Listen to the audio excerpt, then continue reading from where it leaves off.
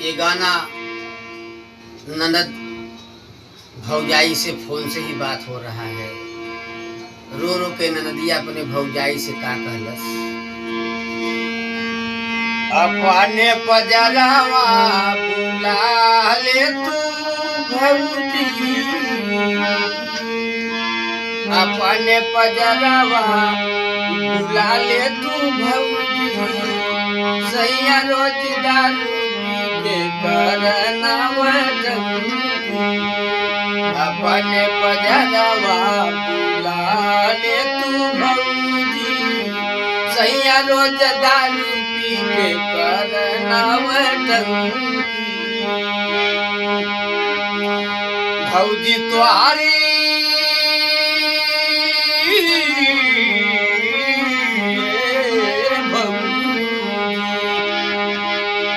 दारू पी के आवे भौजी आधी आधी रात में, बंद करके वाड़ी भौजी पीटे लागल रात में। दारू पी के आवे भौजी आधी आधी रात में, बंद करके वाड़ी भौजी पीटे लागल रात में।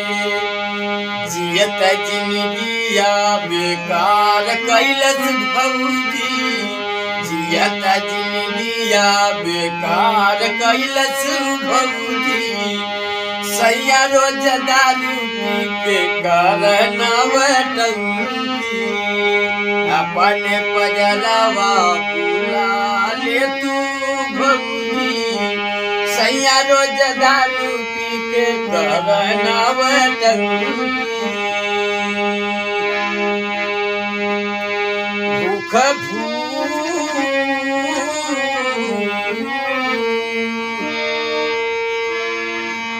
भूख लगला पे भौजी कुछ न देखात बा, मंगला पे भौजी सुन जूता चप्पल मारत बा।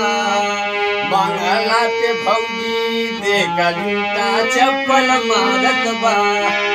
अपने मड़ैया में बुला ले तू भौजी, सैया रोज दारू पी के करना वटंकी। अपने मड़ैया में बुलाई ले तू भौजी, सैया रोज दारू पी के करना वटंकी। भौजी तोहारी याद आवे रात दिन रोइला, ससुरा के खेला भौजी तोहरा से ना बताइला। ससुरा के खेला भौजी तोहरा से ना बताइला।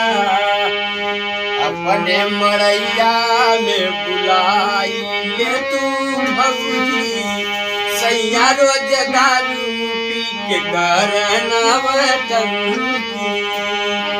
अपने मड़ैया में बुलाई ले तू भौजी, सैया रोज दारू पी के करना वटंकी।